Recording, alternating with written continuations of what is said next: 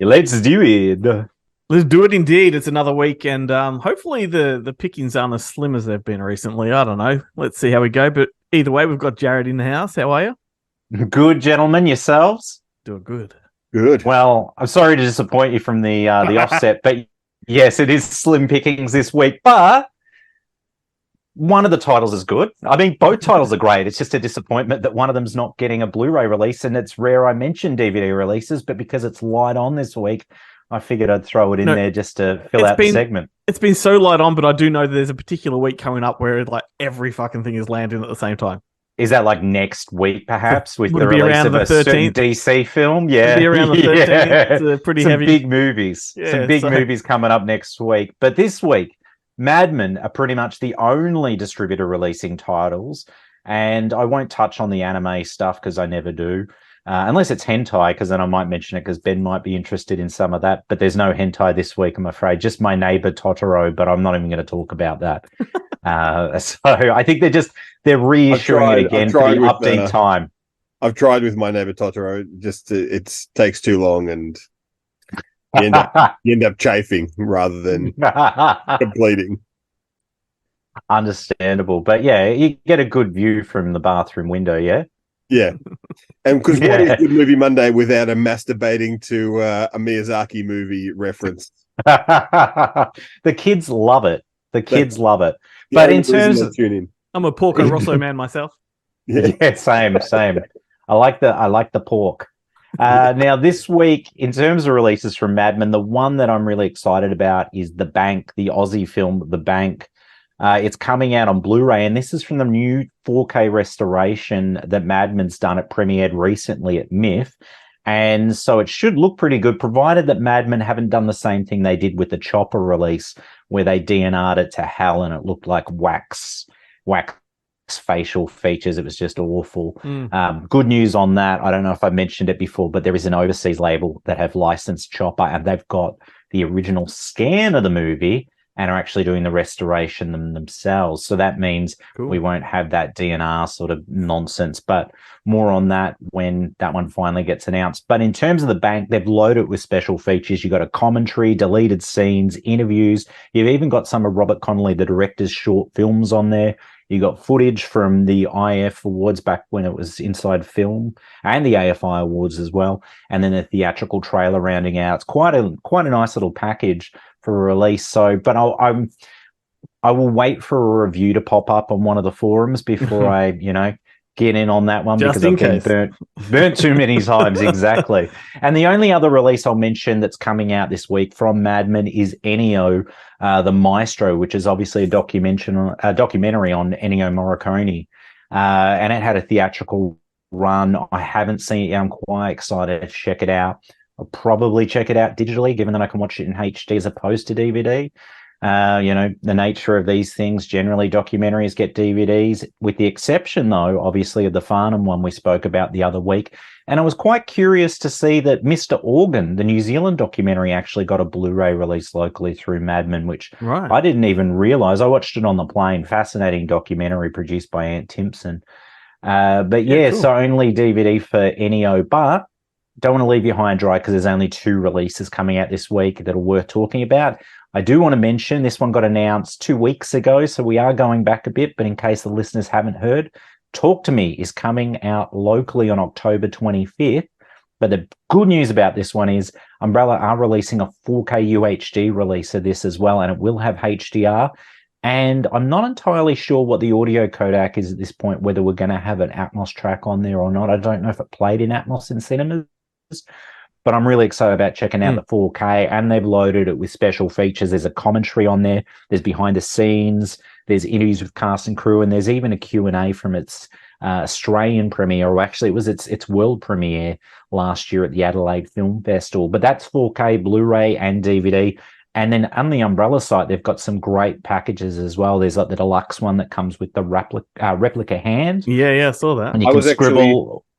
I was actually in the Umbrella offices the other day, and I did get to play, shall we say, with the hand, with the hand, replica hand, the mold, the hand mold. So, and is it full size? Like, is it a full size? Yeah. That's You amazing. can Yeah. shake it. I had it holding my chin in a photo that I took for you, Jarret, but I haven't actually. I forgot to send it to you. Send it to me. Excellent. But I look forward to seeing that. If you stay tuned to Good Movie Monday later in the year, we're releasing one with Ben's hand, and it's going to be, like this.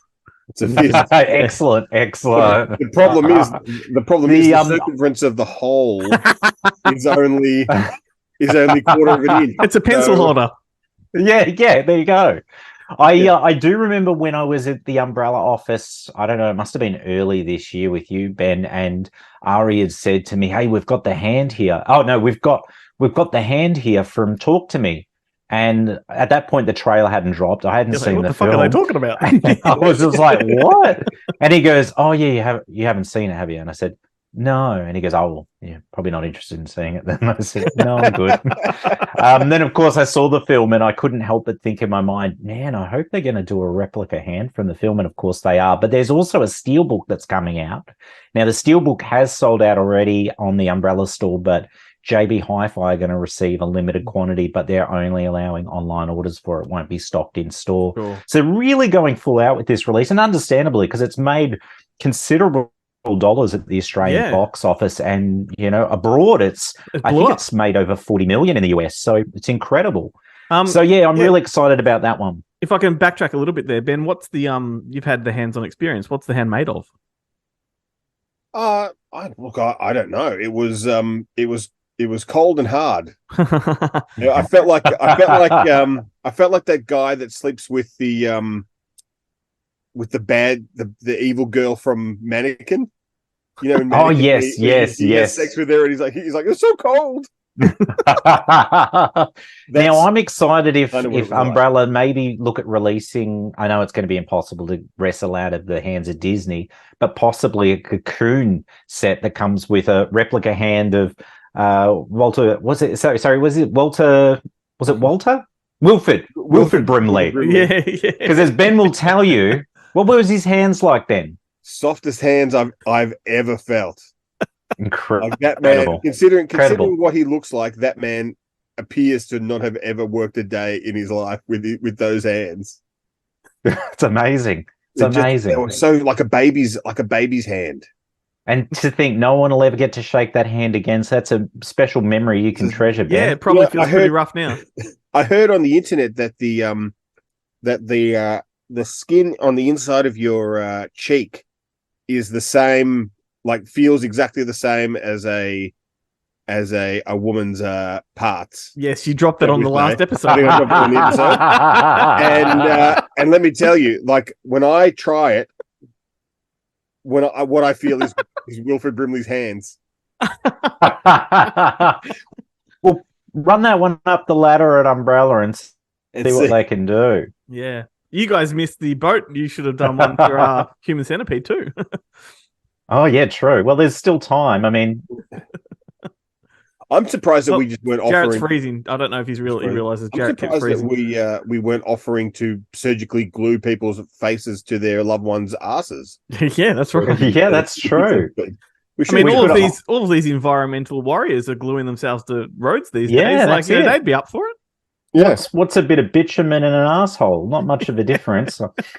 But all ideas, because look, we could do something like that and offer someone a VIP pass to Monster Fest or something of that nature. Yeah, if you're willing to have your face sewn into someone else's ass, we'll give you a free VIP. The bitumen and bitches pass.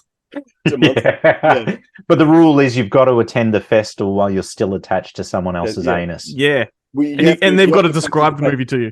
You have to participate feeding. I love it. Well, anyway, gentlemen, that's all I've got for you this week. But next week, oh my God, next week we're going to have to make the segment slightly longer. So it'll just be the whole show. Yeah, pretty much. That's it. That's it. We can just talk about that troubled individual for quite some time.